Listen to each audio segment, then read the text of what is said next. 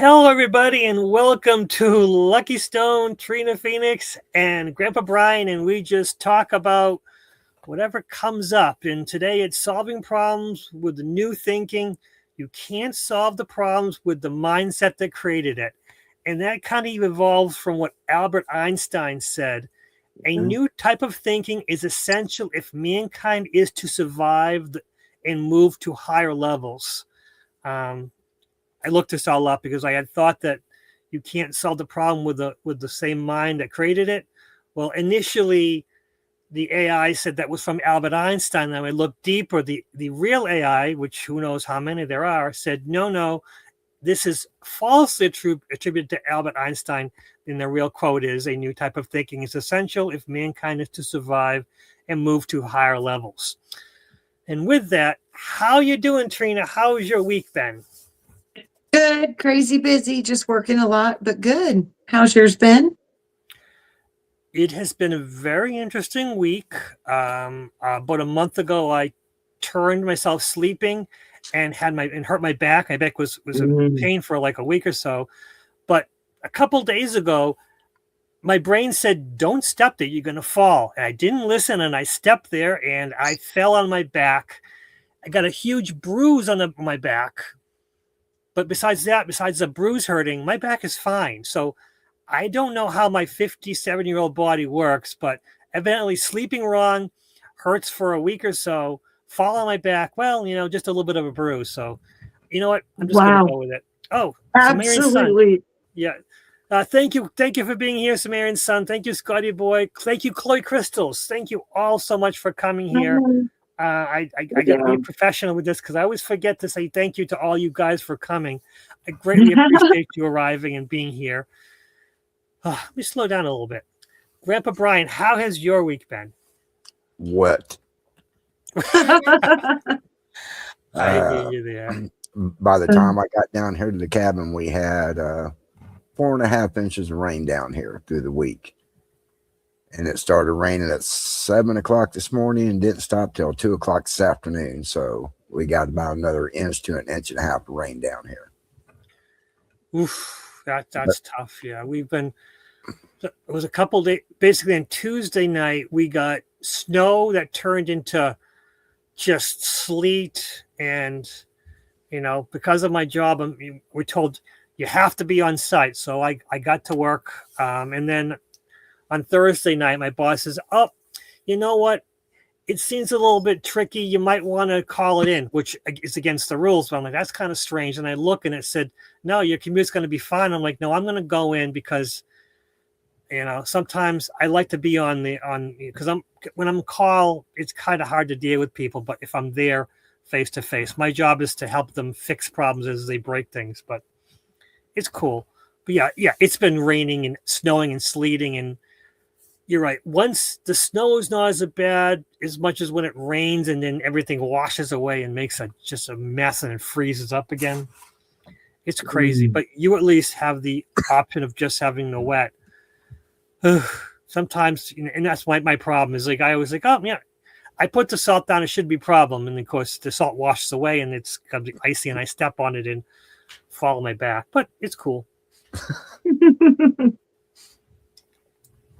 Oh, goodness.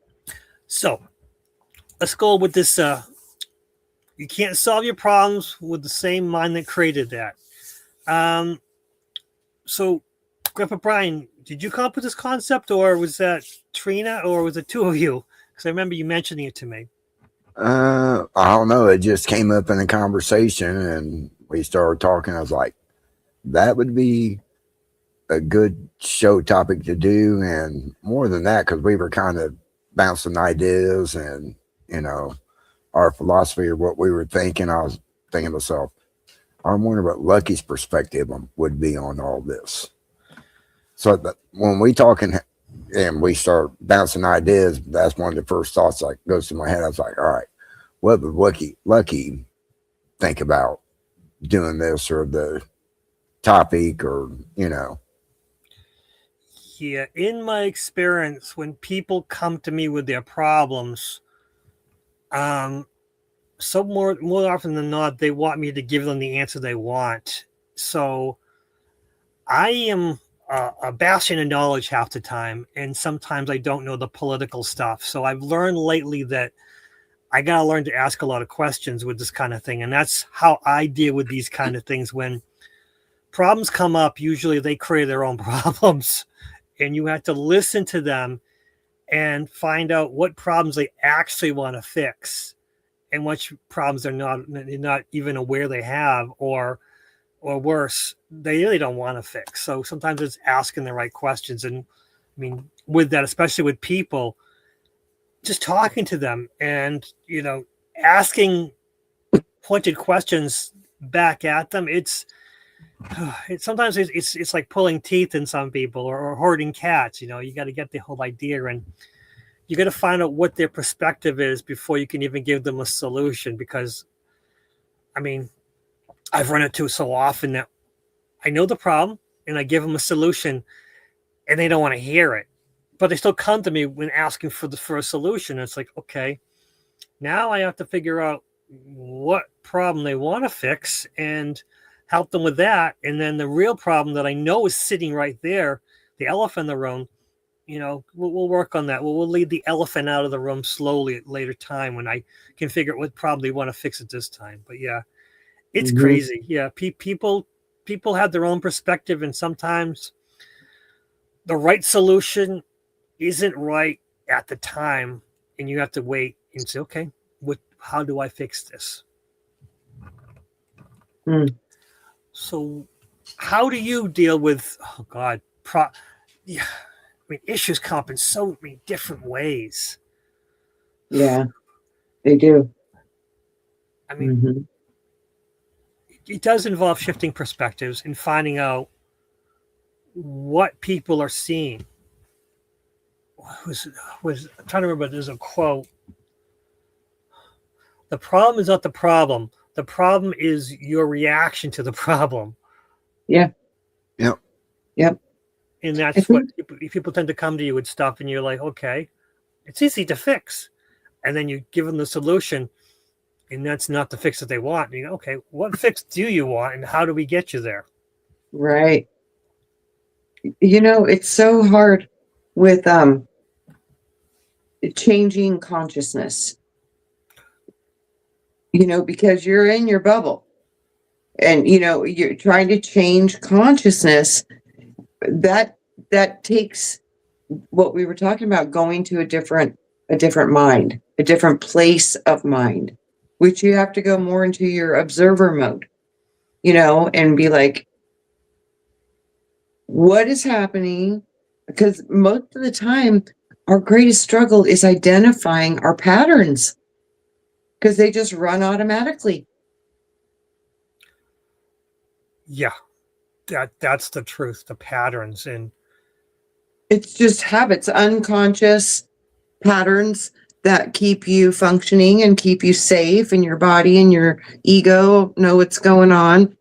And when you're faced with problems, the best thing to do is not to react, because your reaction is just going to be emotional, and it's going to be primal. It's going to be, I don't feel safe, so it's going to be screaming.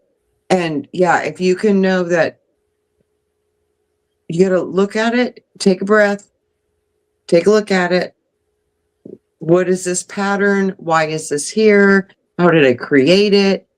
Just stopping it is such a big step into creating a new consciousness for it. And the thing is if you've done the same thing 100 times and then you decide to do it differently, or see the effect of it from a different position, or 100% the effect of it changes from a different perception of it, that's when I've seen like groundbreaking things happen. Because when you can see the problem from a higher perspective, no matter if you do it through meditation, through trance work, taking a long drive, whatever that is. But as soon as you can get into a different state of consciousness, you'll see that problem from a different place, and you'll have different ideas about it, which lead to different neural pathways in the brain, which lead to different feelings about that situation if it comes up again. And that's how I've seen change really anchored deep for most people, was changing the consciousness about the issue itself. Interesting. And how do you think people can get into a different consciousness? The thing I've seen work the most for people that I've worked with is using their imagination and like saying, okay, let's look at the problem, you know, working with a guide, a partner, and saying, okay, let's put the issue up on a movie screen. Mhm. And let's look at it, and then have different parts of yourself in your imagination join that scene, like inner child, your current self, and then maybe your trusted guide, whoever you don't want to bring with you. And you do this all in your imagination, and you don't need to be asleep or in trance deep. It's just relaxed, open mind. And then see it. And then if there's people involved, grab those people from the movie screen and have them come down and explain to you why they're doing what they're doing. And then after they explain what they're doing, which normally you didn't think it was what you thought, which is the weirdest part about it, because that's usually what causes the change, is when you see why they're doing what they're doing. So when you look at it and let them say their stuff, then you like, okay, now I need to say my stuff. But normally you want to bring like the inner child. What's the most innocent, cut to the chase part of you that knows right and wrong, you know, just instinctively? What do they feel about it? You know what I mean? I'm mad, I don't like you, you know, whatever. Like, let those deep child emotions like out. It's a beautiful, safe place to vent in your imagination. So let that happen, then bring the current self and see what you can change about it. Take the problem, throw it away, get rid of it however you imagine, you know, and say thank you for the people involved, put them back where they got to go on the screen before you throw the problem away, put them back on the screen and close the scene and be done with it. And through those processes, I've seen, miracles. People like activate their superpowers because they're healing. So when you solve a big chronic issue or problem you have in your life, it literally changes your world. Yeah, it is definitely interesting. You know, Loretta Ningman says, I used to go into a meditative state all the time when I was young. I called it zoning out. Never knew it was a type of meditation. Mm-hmm. And that's something that I also learned, that sometimes when you feel the anxiety or the stress, it means you have to stop for a minute and say, wait, because you feel anxiety, you want to stop, but you can't stop it. It's going to come as it is. You have to say, okay, I need to take a break. And for me, it's usually just taking a walk outside, saying, hey, I need a 10-minute break, or, usually I just get up and walk out, and it doesn't matter, because if I'm gone for 10, 15 minutes, no one really cares. So you can walk outside, take a walk around the building, and then let myself listen to the voices inside, and then go with that and say, what's going on with this right now? Mm-hmm. Yeah, and see, you have to go outside typically, right? Yes. I have to go outside. And that's because you're getting in your own bubble. You're getting back to your bubble. And your bubble has all the information for you. And you're not picking up on everybody else's bubble that's, in your proximity. So I think that's like so much of like I said, when we start to understand that we are having an experience as a human with a human body, but the true you has nothing to do with that. It has to do with you are utilizing a body to pick up and put down all the signals from your biofield, which is your auric field, which is the real you, the you that stays even after you drop your body. So I think shifting consciousness where we are right now, we need to try to kind of go big because we're in big transition. So, seeing things from a completely different point of view, however you do it or however you get there, if it's through prayer, meditation, taking a walk, whatever, it's getting into your own field and saying, what is this? Get to a higher place where you can actually be open to information from the other parts of it that are involved, be it people, things like that. Like I was really mad about the whole Jabberdo thing, and I did a session, and when I went in, I found out so much information. It was mind-blowing, things I had no awareness of. So it's beautiful what your own consciousness can show you, and nobody else can show you that because it's your information from your like Akashic field of your auric biofield, your energy field. And it's powerful when we start understanding we're energy first. I think a lot of the physical problems and physical traps that we have will start to, kind of just fall away. Yes, that's true. That's true. So, Griffith Brian, what do you think about how to get into a different state of consciousness? How to deal with the problems that come up? Well, it just came to me. We did 2 shows back in December, and then we done quite a few this year that we talked about changing the mindset.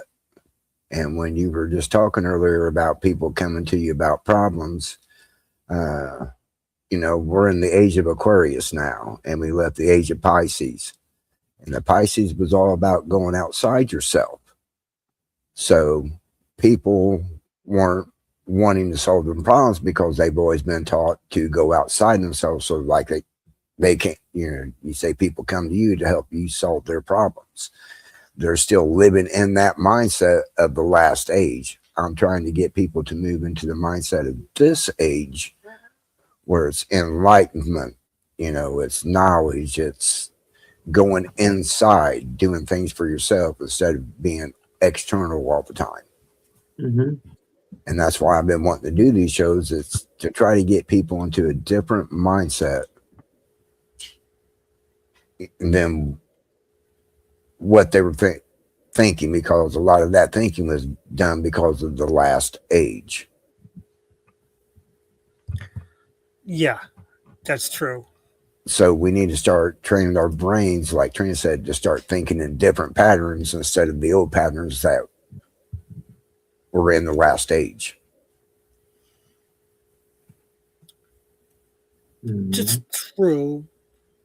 But sometimes you have to, it's like a bunny rabbit, because people like status quo. People don't like change. And getting them into the new mindset with some people can be slower than others, and you have to work at their pace. That is the challenge of all of this. Right. Yeah, where are they at in their perspective? Mm-hmm, mm-hmm. Yeah. Mm-hmm. So what we're trying to do is basically show people you can look at things from a different perspective.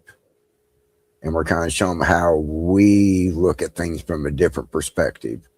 So hopefully, they start thinking about things differently than what they did before. So, and that includes solving a problem, because when you change your mindset, now you're looking at that problem differently than you did with the last mindset that you have. A lot of times when I have a problem, I just let it go. I stop thinking about it. I walk away. I start doing something else.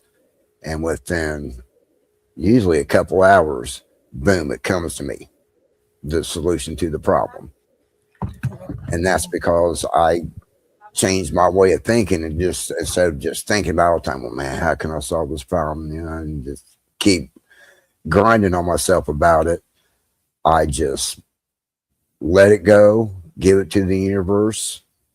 And if you just let it go, don't think about it, start doing something, I guarantee you within a few hours, maybe it might be as long as the next day, but the answer will come to you that will solve that problem for you. I need a minute. I'll be right back. My wife is here. I got a problem I got to deal with. Take me 5-10 minutes. I'm sorry. Oh, that's quite all right. It happens. Uh-huh. Look, he's like, gotta go. Peace out. Peace out. So what other things are you working on to shift your awareness with reality?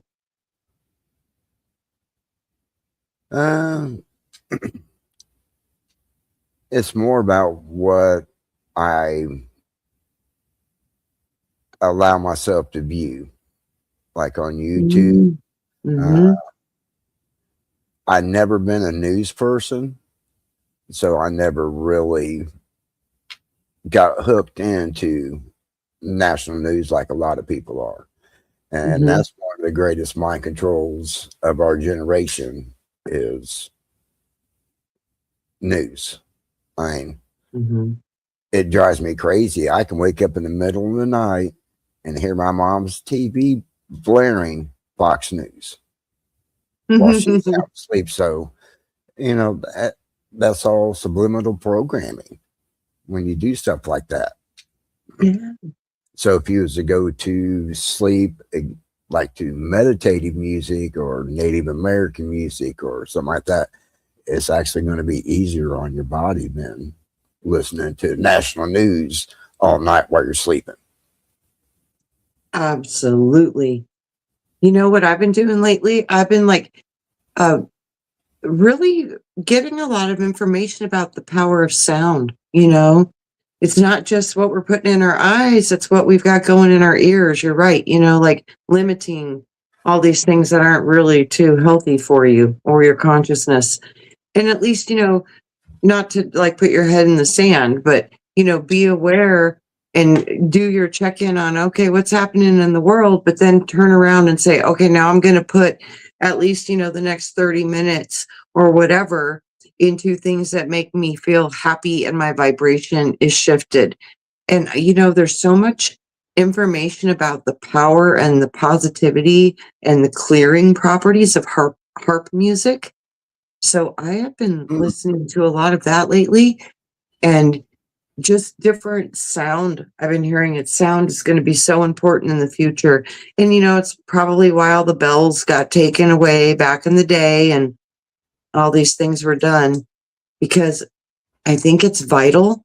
And I think that's going to have to come back for us to hold vibrational changes that we want to see, even if it's us doing our own mantras, playing harp music, you know, whatever you do to add positive sound into our world right now. Because, boy, I think we need it.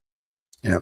I wonder if changing the mindset is all part of the new coding that's coming in from the sun now in this new age. I think absolutely, because the new code is going to come in packets of light, because light is information. Yeah. Yep. Light is information. Yeah. That's, I think, why, you know, a lot of people want to block it. Hey, you're back. Yeah, because of the ice in my normal parking place, put my R's back in there. I parked on my wife's spot, and she's not supposed to be home till 9:30, but unfortunately I'm parking in her spot. So she's yelling at me about, you're parking in my spot. So I had to go out and move my car. The ice is still there, but I'm a better driver, I guess. So I can park my car in ice, but she can't. Right. Which is cool. Because I don't know how it became my car and her car. We have two different cars, and it's whatever. It's all cool. My car is it's the same model, 2 different years, but mine is a powerhouse. It doesn't care. Yep, ice. I'll sit on the ice, no problem. Hers gets really temperamental, but it's cool. Like I said, got to find different solutions to problems and just go with it. It's cool. It's just life sometimes throws. And it was my fault. I tried to break the ice up. I failed and just walked away and forgot that I had parked in her spot. That's all right, Lucky. Got it worked out. Yeah, it's just like if the same problem keeps coming up and you keep going at it with the same solution that you did before and it still keeps popping up, you need to think about it differently, because what you're thinking is solving the problem and it keeps popping up. It's not solving the problem. So there again, you have to change the way you're thinking about that problem. That's the truth. That is the truth. Yeah. Was that a mark of insanity? Doing the same thing over and over again and expecting a different result. So sometimes the problems keeps coming up. You got to say, wait a second, the problem keeps coming up. Why? I mean, it happened in my life that I kept having bosses who were narcissists and they were gaslighting people.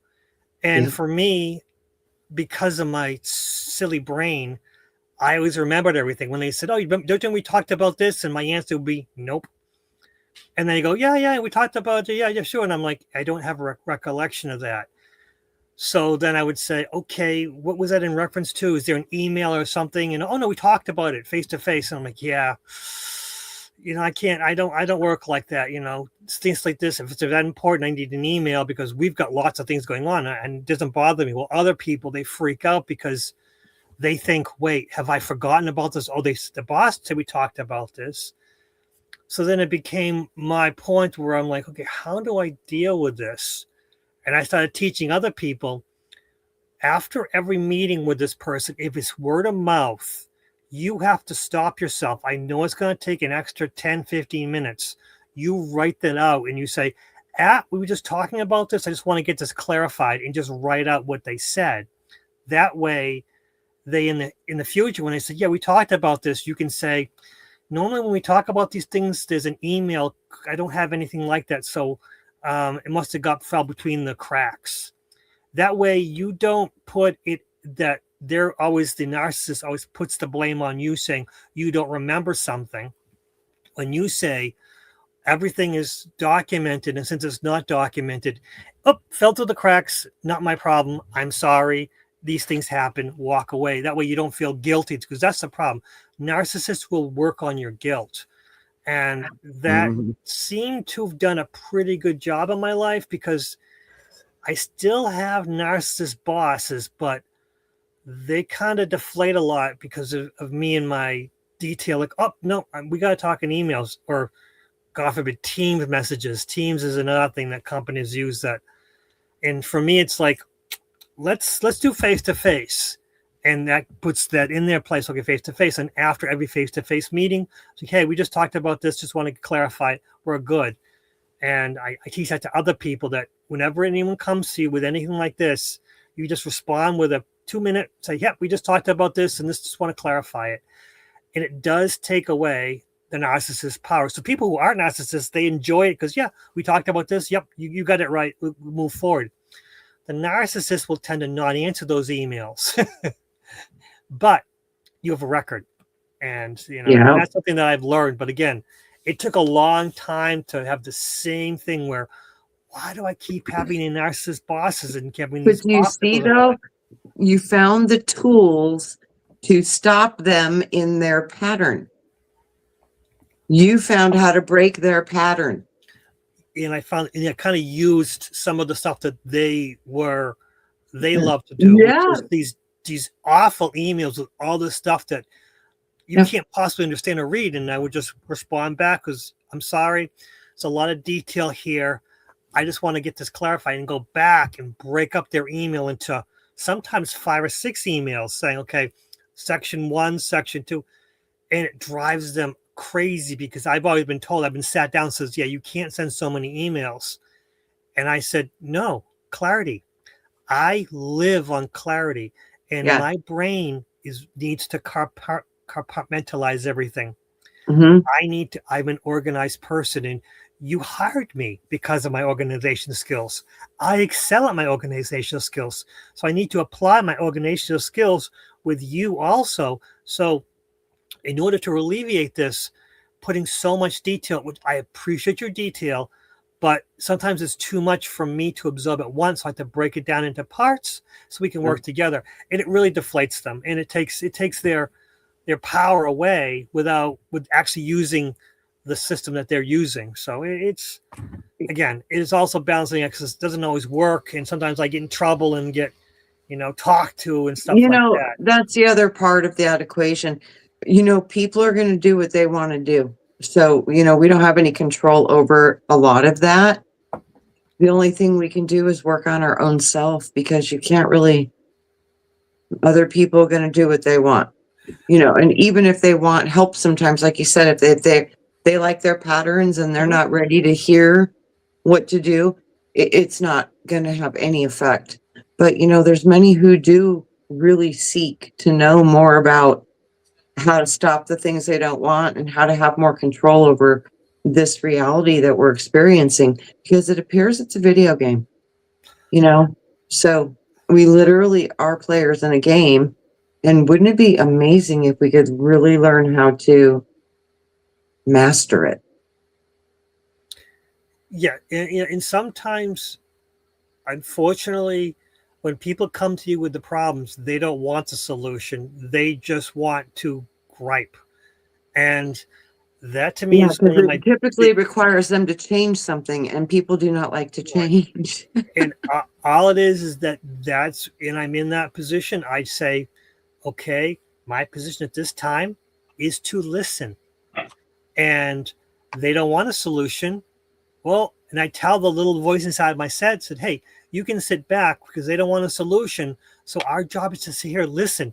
You can take a break, little brain, because I always need solutions. So that little part of my brain who wants to make the solution, I can tell it, you can sit back and rest, because this person never wants a solution. They just want to talk, so I can listen. And then when they're done, I can say something shallow, small, to get the ball rolling, to see if they're interested in a solution. If they're not, then I can stop and go, okay, they just wanted to gripe. That's cool. I can move forward. Mm-hmm. Yeah. There again, when people come to you looking for a solution to the problem, it's really good to start asking them questions. 100%.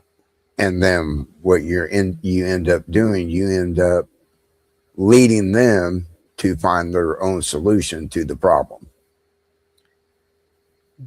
That is exactly the skill that we all need. You are 100% right, because a lot of times the solution is in them anyways. Correct.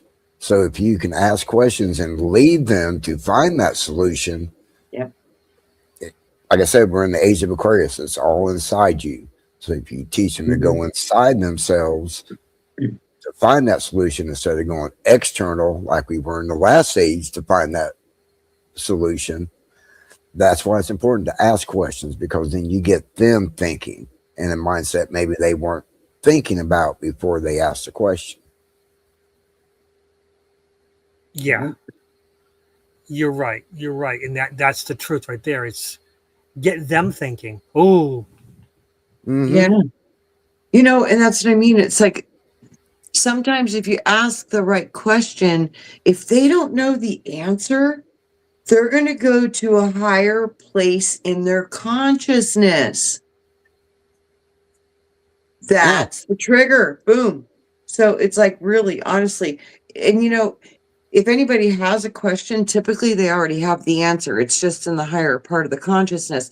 So you got to get to that place. And it's like, there's many ways to do it, but one of the greatest ways to do it is through confusion patterns. Because you want to go find a solution to this perplexing thing that you don't understand or know. And it literally brings you to a higher place in your consciousness to look for that answer. Right, but a lot of people really don't know how to do that or get to that place. That's why it's important to ask them questions, that's going to lead them into their higher consciousness to find that answer. Yeah, because if it's in any kind of defense, they'll go into the lower parts of consciousness. You know what I mean? It's kind of tricky. But, that's the one beautiful thing when you work with people, like doing, journey work or whatever, when you get into those just relaxed states of consciousness, like you, Brian, when you were talking to the sun, the black sun, there was consciousness coming through. that was part of you, but you had not had any awareness of that prior to doing that. So Correct. I've seen people, put their lives back together by healing trauma that, they've been working on for years, but they just kept, tell me about it, blah, blah, blah, blah, blah, wasn't working. Medications didn't work. So when they went into their higher consciousness and worked with it with their imagination and saw things that they hadn't seen about the situation, it confused them and made them go to a higher part of their consciousness. And I'm truly, from what I've seen, that was their key to shift physical matter in this world. Like that. You're right. Mm-hmm. I think that's where we got to go. The Aquarian is spirit, the air. The intuition comes through the air. You listen to the wind, follow the direction, the guidance. That's spirit. So we really got to find new tools to tune in to our higher consciousness to really start making and shaking more of a world we want to be in. Yeah. It sounds like that you got them out of an old mindset and into a higher mindset consciousness. Mm-hmm. So you were training them basically to think at a higher level of consciousness instead of the way that they were always thinking. Because, you said they were talking about and everything. So they were probably thinking about it with the same mindset that created the problem or, dwelled on the problem. Kind of reinstating the trauma because it wasn't getting to a solution. It was just kind of making it, reinstating. It was cycling, just recycling and cycling and cycling. Yeah. And then when you raise that consciousness, it broke that cycling because they started looking at it from a higher aspect than the same lower aspect as they was when they were in it. Yes. And the emotional charge changes immediately. Like when people have a near-death experience and a lot of them are completely changed when they come back because they got to have that little glimpse of what they really are. You know what I mean? And the way you feel when you're in your energy body. It's such a gift because that opens up neural pathways in your brain that were not awake. And when you do that, they wake up. And then you can sense and perceive and emanate vibrations similar to the vibrations you were experiencing there. And I think that's why this is part of one of the life jackets for humanity is for so many people dying and coming back. It was to help us to remember, what we really are beyond the body. And I think this is the time of the change, the end of the world and all that stuff. That's all because we're the bridge. So that's for us to bring heaven to earth. And how we do that is to connect to higher parts of our consciousness that we really didn't have access to before. But we're doing it now. Yeah, you're right. And that's the one thing is that every beginning has to come from something ending. So to create a better tomorrow, we have to end the today. And sometimes that's scary, but it's an adventure. And that's, Mm-hmm. And someone who said something to me, blew my mind, that when bad things happen, usually it's not a bad thing. It's your perspective making it a bad thing. It's just a hint to try to get you to go the right direction. Something to that effect is that sometimes we need to push to go in the right direction. So when people come to you with their sadness and their problems, you can't tell them, well, no, it's a good thing. And it's to put you right direction. You have to say, okay, where can we go from here? What can we learn from this, from the situation? And it's tough because a lot of people want to dwell in the problem rather than going, okay, where can I use as a stepping stone? The rock falls in my path. Oh, there's a rock in the road. Oh no, we can't go anywhere. Well, maybe we can use this for, maybe we can take a detour. Maybe the other path is better.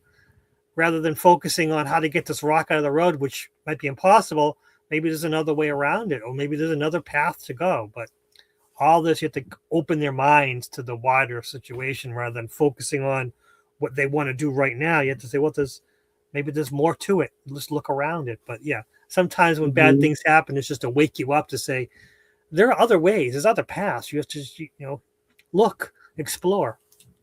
You know how everybody talks about the, fifth dimension, and we're going to go to 5D and all that stuff. The more I've looked at this and experienced that, it's already here.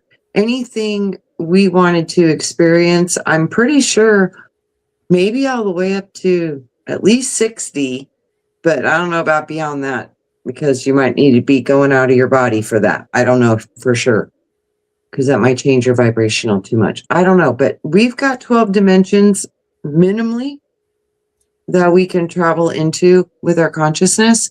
And anytime that you get to those higher vibratory dimensions within you, you've accessed all new levels of your own awareness and information and lessons and talents and skills that you never even knew existed within you. But I think this is what we're building. We're building the blending of spirit and earth, and the bridge. And the bridge is your consciousness. And I think that's how we're going to see miraculous changes, if people can start really connecting to their self. Yeah, that I honestly, the 5D, the 5D, the 7D stuff, it's something that it's too confusing for me, because I don't think you're going there. I think it's already just a door. It's like it's already here. It's like we're going to the other dimensions, but we can't go somewhere you're already at. And it's like a door. You know how I kind of perceive fifth dimensional? It's really heart based. You're kind of the mind and the heart are kind of more coherent. So you're feeling more of everybody else at the same time too. It's more of a unified expression. But like I said, I think we walk in and out of it all the time. I 100% agree, because I've gone to meditation, and I was in a meditation. It was a really great meditation, with great downloads and great information. And I came out of it, and everything around me looked different. The colors were different. The physicality, like like a 3D object looked 2D, but it really wasn't. It was really different. And it took me an hour to explain it, and to get through this. And finally I was out of it, and I talked to someone else about it, and they were like, oh no, that was just an illusion, and that's part of the the 3D mindset, and on and on. And I'm just like, cool. Because I wanted to argue, but then that silly mind, because remember, I was shortly after, I wanted to explain this to someone, and wanted to go all about it, and they were like, no, poo-poo, no. No, you literally saw a full-on dimension right here, that we normally have no access to seeing, and you could see it clear as day. And it was bizarre. I tried to spread the word, try to explain it to someone. Lucky, I think that's why the insurance companies, that everybody has a different perspective of the accident. They're all sitting in a different vibrational dimension. That's why they don't see it the same, because they really don't. Yes. That makes sense. Yeah, like I said, I think it's happening all the time, and we're sharing space together while concurrently vibrating at different dimensional reality levels. That's it. And it's going to get, see, I want to use the word worse. It's going to get worse, but it's not. It's going to get more intense as time goes on, because you're shaking at the system, and but as long as we're open to it, the intensity is going to be irrelevant. But those who can't shake it off, they'll still be in their their little the puddle, their little pool, and they can be there. That's fine. And the ones who can relax into it, the compassion, the joy, and experience it, will be there together. And those who can't experience will, we're not going to leave them behind. We'll just let them sit, fester, and enjoy and learn at their own pace. It's cool. Mm-hmm. It's all cool. Well, I really think it's important that you do what your soul came to do. Yes. And I really do. So yeah, do you, boo, because you came here to do that. So be you, because there's nobody like you.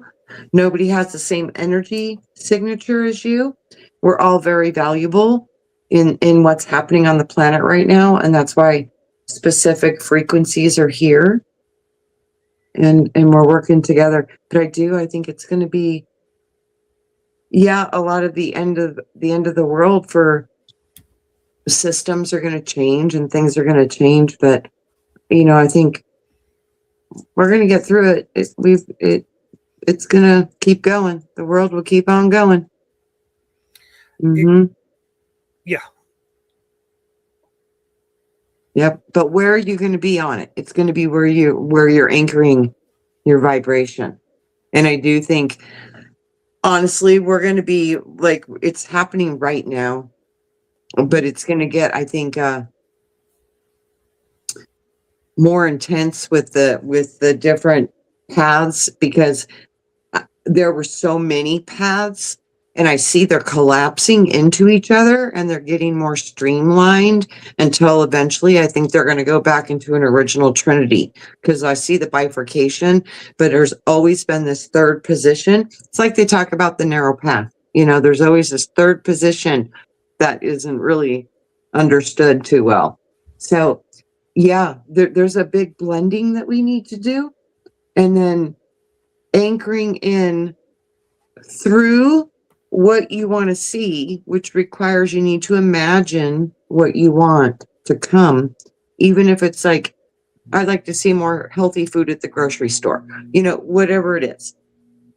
Focus on that coming to the world. Any pieces that we can give that will heal and help humanity, because it might be a struggle to be a human in the very near future. Yeah. That and that's a lot what's going to happen, is that no matter what happens, you're going to be exactly where you need to be. And however you perceive, whatever energy you put out in the world, that's where you're going to get back. So there's a lot to what's going to happen. And it's going to either be an easy transition or a hard transition, depending on what your mindset is or what you've signed up for. And it's good, that's the thing also, is that you have to be willing to listen to the voices inside. And that's going to others for solutions might be less and less a factor when you can actually start working on listening who's inside, which is what goes back to Brian, asking the right questions. Because if you ask right questions, the little voice inside their heads is going to start answering more and more, because they're flabbergasted. I have no idea what to do. You ask the right questions, it's going to bring out that out of them and hopefully help them find their own solution. Because any solutions we have is going to be a great solution for us, but not the right solution for them at the time, maybe. And so that's why Brian's idea of asking the questions, it's great. It's something we all got to practice more, I think. Yeah, because if you do that and just say you do it like 2 or 3 times with them, next thing you know, they're not coming to you with their problems, because you've already taught them how to change their mindset to solve them problems. Or the opposite, they run away because they know they aren't going to get sympathy or blah, blah, blah. They're going to get, well, how can we fix this? Uh-huh. Yeah, one or the other. Well, Chloe, I do see it as a trinity. Sorry, go ahead, Brian. I said that's probably one of the worst questions you got is, how are you going to fix this? Because that's not really getting them to thank you. They come into a problem and think about a question that like connects to that problem, and say, okay, and then ask that question that connects to that problem. That's how you, especially when you said we, because then you're interjecting yourself to where I'm going to help you solve this problem. All you're going to do is just ask them questions. You know, one of my most favorite tools I ever found working with people is like, say somebody else is really upsetting them or whatever, and they're focusing on the other person. They did. And they're right to say that. But to get them into a different position, it was like, how does that make you feel? No, really, like, how is that affecting you? Like, what does it feel like to you? And then when they're like, oh, I'm this, say, okay, when have you felt like that before? When have you felt like that before? And do we see this has happened over and over again? Because if this is a pattern, we're going to figure out a way, we're going to find a way through it and break it. Yeah. But when have you felt like this before? This is a key thing, and it'll help you to identify more of what you're feeling right now. So that is a really good program breaker without taking them into defense mode. You know, because you're like, how does this make you feel? How does this hurt you? You know, how? Tell me. And, you know, a lot of people, they've never been able to voice their pain. And not that incident, just how did it make you feel? That's a whole different language of show me and tell me about your trauma. You know, because you need to understand, how did it make you feel, and how does that affect you in this now present moment? How is, you know, learning those tools to guard certain parts to survive or get through it, you know, how is that affecting you now? Where is this holding in your body? Can you tell me more about how it feels in your body? Where is it in your body? Can you identify it in your body? Because your body has a story about this. Where is it? Where is it stored? It can be anywhere in the body, anywhere. Yeah. Learning the different layers of ourself and how to question, like Brian's saying, the questioning and the right questions are huge, especially if you want to break patterns in trauma or really emotional situations. One of the fastest ways to do that is to really look at, what is this doing to me? And have I felt like this before? And why am I feeling this now? And, you know, how does it feel in me? And how does it feel in my body? And where, if there was a place that my body was holding this, where would that be? You know, if you can get people to start to talk to their trauma through where it is in the body and how it is in the body, and get that to move out and release, that's when, again, when you see healing. Yeah. Like our Profound. our emotional healing class at All My Relations, which when we first started doing it, they called it polarity healing. You would actually scan the body and look for energy signatures. And then when you find those energy signatures, different parts of the body represented different parts of the life, and, you know, what it had to deal with. So once you figured out where the energy was, then you can start addressing that with questions by, okay, around these ages, what happened to you? And you get them to go back to when they were that age because of something that they blocked. Because when you just shove something away and you forget about it, it finds a spot in your body to go hide. And then when it does that part of the body eventually will start hurting, aching. It'll cause sickness. So it's very important. You can even do it to yourself. You can feel the energy spikes from those emotions that you shoved away in you. Oh yeah, absolutely. You can literally like run a pendulum over the body and, you know, find your way to show me where there's an unblock of energy, and you can like say, okay, show me if it's too fast, too slow, if it's like dead, not moving at all, you know. So you can do that. But yeah, working with consciousness, one of the most profound things I experienced ever was when I was working with somebody and they were like full on ready to activate their healing process in their body, and their neck came out and said no. And I was like, whoa, what? I was like, who are you? And it was like, I am her neck. I was like, I never ran into this before. No, this is profound intelligence in our body that we need to have an awareness of, especially if we're injured or, we have a healing that we need. Because wherever in your body has a boo-boo or an owie, there's an energy that's not vibrating as it should. And that's usually associated to some type of unresolved trauma. And unfortunately, you might not even remember it. So that's why you need to let your body talk, because it knows. You don't, but it does. Yeah.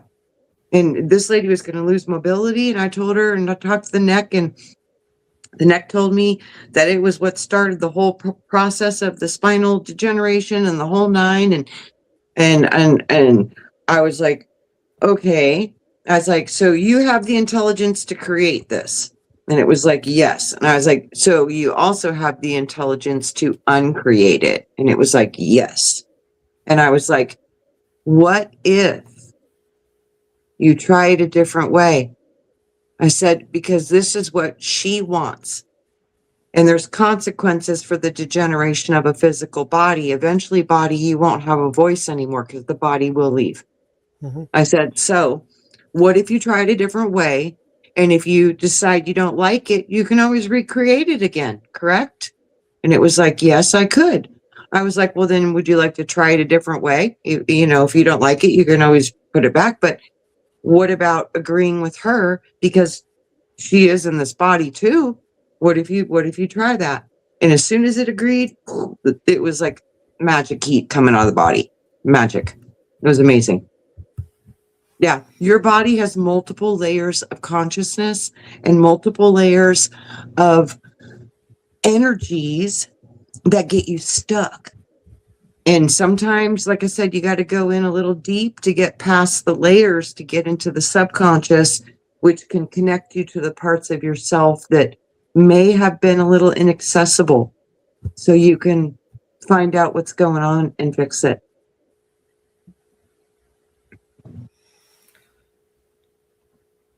Yeah, but listening, that's the skill that people need to learn. And sometimes it may not even be trauma from this lifetime. Yeah. It could be a previous lifetime, and it's just manifesting in this lifetime. Yep. That's for real. Yeah. And that's really hard because you can't pull those memories up. Those are in a different part of your consciousness. You got to go into a deeper state of vibration to get into those records. But they are all there. They're all there. And so much more. So much more. You got 12 dimensions of information within you. But that leads me to the place that you're never giving anything that you can't solve. So if you have trauma from a past life and those are locked, there's got to be an easy solution to get them out. Whether it's, I guess it's your guides. Oh boy. No, your own imagination and letting your mind open up your own memories. You can't get this information from anybody else. It's inside of you, and it's very easy. That's why everybody talks about the healing powers of the inner child. What does a child do? They're full on in theta, and they're always in the imagination phase. So that's the key. That's why they say the children of God will see the kingdom of heaven. Well, duh. Yeah, because they know how to use their imagination properly. We forget when we get older, but it's kind of that simple. You can unlock some of the highest parts of memory that you typically have no access through your inner child. It knows everything. And that's actually huge because us as children, we're in the right, the X are generation where we we needed imagination. Everything we did was in our own heads. You know, the playing in And the it dirt. still is, but we're being controlled by a matrix instead of being what we really are, which is that master little wizard child. Yes, It's but our problem is now, because of AI and computers and all this stuff, imagination has become less. It's become less necessary for the children of now generation. So you have to teach them how to imagine with a non-judgmental way and say, just let your mind go and don't think about the rules of the facts. Just let your mind go. It's okay. And we have to teach people how to imagine with no restrictions, because physics, science, math, it's irrelevant. Just let your mind go. It might be traumatizing at first because you're going to be breaking all these rules that the system gives you. But again, if you teach people to just imagine without rules and not needing the black box in front of us and just letting us go in our own heads, that's the way. That is huge. I've seen people do miraculous things and fix things that were stuck in them for so long. And it literally is simply with the power of imagination. I become the wizard when I use my imagination, because this is where we create. And literally, everything you're experiencing is a result of your own creation, in also cooperation with the collective. So, but it's your reality bubble. You're existing in your own personal reality bubble. Nobody else can feel, see, to sense, taste, and perceive your existence the way you do. So it's yours, but you're still in a collective as well. But when we can start to unify the collective, the individual self, the awareness of the different dimensions of you, and learn how to go in and get the information we need to heal and get the information we need to get into a really good high creation level, we're going to learn how to use this inner child and learn how to bridge the spirit and the matter and bring them together in this place of unity. So that way we are bridging both. And this is how you bring heaven to earth. And imagination will always be superior to data. Yes, it will. Interesting. It'll never, ever compare. Yeah. You run out of data, you run out of new stuff. The only stuff that brings new stuff is the imagination into this construct. There is nothing else. You can copy it, you can manipulate it, bend it, twist it, but without the divine spark of creation, creating with imagination, it would just all have an end. Nothing new. But you know, they do say nothing new under the sun, really. So that's interesting. Yeah.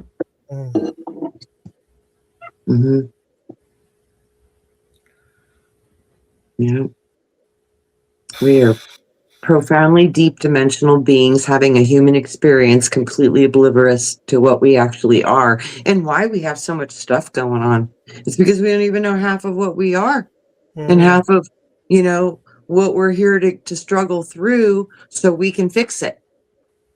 Every problem you've given yourself, every problem that's been in your world, you wanted that somehow, because you can't have these challenges when you're in your spirit body. You can only experience the opposite of what you are through separation when you come into separation. It's the whole point. Yeah, we're here to experience. We're here to experience different aspects of life and of your own soul, of your own curiosity, and your own potential. Yeah. Learn more about yourself, like God. You know, first, you know, who, like what am I? Like, what am I? You know, and then it's who am I? You know, it's like you get into the different layers of the questioning, you know, what source, what is, you know, what am I? You know, it's just different layers of separation so you could understand more about yourself. Because without the separation and the mirror and the reflection, you could never see the image of your own creation.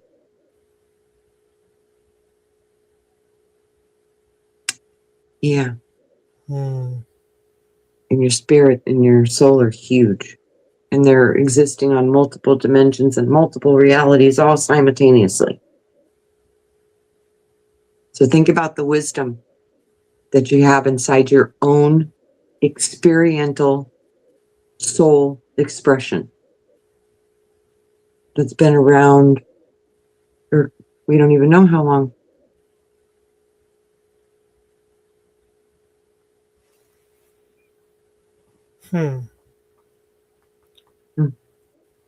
But so us in our lives, we're the mirror of our highest self.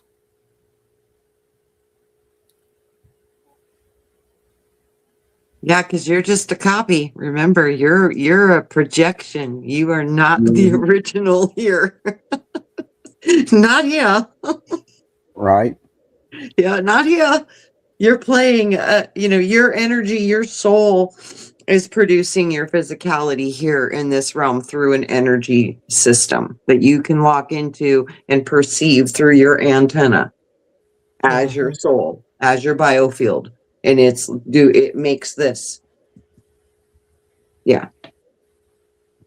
Yeah, it's just like a conception. There's the flash of light. Boom, the aura. It starts imprinting the cells and growing and growing and growing until you have your body. And it's connected to your body. So you are a spiritual soul having an existence in a human body as your antenna to be able to perceive this dimensional existence and this reality in this time space we are sitting in currently now. That has nothing to do with what you really are. Not even a little bit. Yeah. Just an experience. Like they say, it's all just but a dream. There's probably a lot of truth to that. Yeah. Yes. So if you keep having the same problems, the two things that you can do, one, like I said earlier, is just let it go and stop thinking about it and just let it go and the answer will come to you. Or the other thing you do if you're really, really wanting a solution quickly, step back and be the observer. Observe why this problem happened and what created the problem. Not just trying to think about solving it. Step back and say, okay, why did this problem arise? What did I do to attract or create this problem? And look at the whole situation, and then it may come to you. Okay, that's why that problem happened. That's why I attracted it to me. All right, now this is how I can solve it, because you actually step back and observed it, the whole context, instead of just focusing on what the problem actually was. That's very good. Examining the problem from a non-judgmental place, not looking for a solution, just studying it, studying the problem, understanding it without looking for the solution, and the solution will be revealed just by looking and okay, this keeps coming up over. Let me study it and And you can start to identify patterns with that magic little phrase, when have I felt like this before? That's a great way to pull more records out of your consciousness with that issue. It'll show up like things you didn't even remember. You're like, wow, I did feel like this, you know, at that time. And it helps you understand you. Yeah, I I mean, personally, yeah, I personally like writing things down, just writing I it do down, too. and yeah, that's Yeah. another good thing too. Write it down and then forget about it, mhm, and maybe go back a day or two later and read what you wrote down. It was like, bam, there's a solution right there. There's many ways to do this. mhm, What's more comfortable for you, what Yeah. feels right to you, but it's all about changing the way you think about it and how you go about it compared to the way you used to go about it.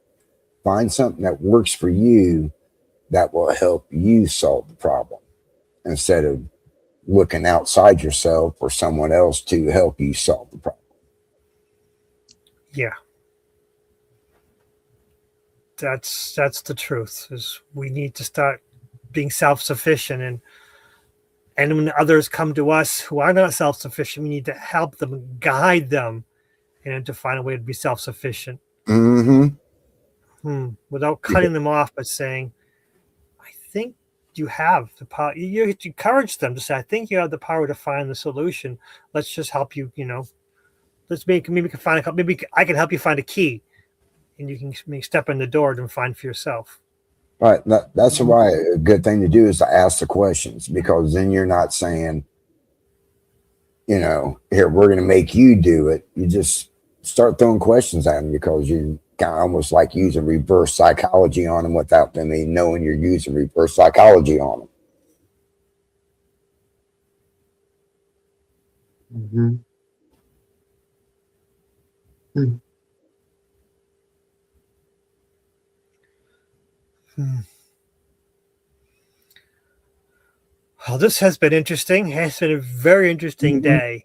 And Mhm. it really does indicate that no matter what problem we have, no matter how insurmountable it is, the solution's inside of us. Yeah. It just might take more time for us to sit, more time to listen to the inner voice, the inner child, because the inner child knows everything. We just Mm-hmm. have to trust it and listen. Yeah. Yep. And trust your instincts. Yeah, that's Uh, huge. yeah, Yeah. because some people don't trust their instincts. They actually question or doubt their instincts. So, trusting your gut feeling is an important aspect of this too. That's huge. If you find your gut feeling is wrong, it isn't. It's just you read the signs wrong and you just need to practice. Right. Exactly. Because your gut's never wrong. It's never wrong. You just read it wrong, and that's okay. You got to practice more Yeah. because as a Right. child, children, their gut instinct is huge, and that's one of the things is that we tend to make children do what they don't want to do, and that probably our biggest mistake. Mm-hmm. Yeah. Yeah. Yeah. Hmm. If we could just trust the wisdom of the children, Mhm. the world would be in a completely different place. I agree. I agree. Yeah. Hmm. Mm. So Yeah. we've well past our hour. Do you have anything to sum up this wonderful adventure we've had? Wonderful, incredible, incredible journey. Just an hour and whatever, 10 minutes, 13 minutes of this was an incredible journey. Uh, whew. Mhm. You may need to sum this up because we've gone same subject, but this it's Yeah. just it's like a tree. It's going bigger and bigger, and the branches and you know Yeah. fruits and Just flowers. just open your mind to a new way of thinking. Just don't stick to your old way of thinking, because that old way of thinking may not be serving you, especially if you're wanting to elevate your vibration, because your old way of thinking, because of how we were taught and all the programming and and everything that we were subjugated to, your vibration is at a lower level. It may not be real low, but it's lower than where you can raise it once you change the way you start thinking about things. Because once you start changing, then like I said, you start going inside more, because all the knowledge is inside you. And Jesus even said, you know, the kingdom of God is inside of you. That means all the information's inside of you, all the abilities. He said, what I can do, you can do, and greater. You know, there was a lot of good teachings that he did say, but, you know, basically where he kept pointing, it's all inside of you. It's just going inside yourself and finding it. And we've been put into that mindset for years and years and years through religion and governments and everything else. External. Look external for all your health. Pray to this God for salvation. Do this, that, and it's all external when we all this time it should have been being taught everything's but inside you. It's all internal. Go inside and you will find the answers. Yeah. Very true. Very, very true. And I would just sum it up. You're older than you know. You're greater than you think. You're smarter than you feel. And just know everything that you need is inside of you. Just learn how to listen to the different parts of you that have the information you need. Most of us are going outside for religion and spirits and angels and this and that and the other, when the greatest information I've ever been able to get always came from myself and my inner child, or my own liver, or my own body, you know, my own guidance system, which is literally built into your physical flesh. So remember how powerful you are, and that you can experience any dimension you want if you can just get your mind into the right level of consciousness. Yeah. That is perfect. So thank you all for coming. Thank you, Scotty Boy. Thank you, Chloe. Thank you, Millie. Thank you, Millie, for coming. Robert was here, but he went off because he had his own show. I think Scotty Boy. Thank you, Scotty Boy. Loretta Enigma. Thank you, Loretta Enigma. You have some great questions, and Thank you. sometimes you blow my mind. Thank you. I think Elderberry was here. Thank you, Elderberry. Thank you all for coming. If I missed you, Yes. I apologize. My screen is stuck because I've been going up and down. Yeah, okay. Thank you all so much, all 8 of you, and anyone who's hiding. And if anyone's watching this in the future, you want to start with this, but any comments, any critiques, just put it in the comments section. I'm going to read it and I'm going to come up with something, and maybe I won't understand. We'll just continue the conversation. But go out in the universe, go out in the world, just enjoy yourself, enjoy your inner child. But most importantly, what's next? Yeah.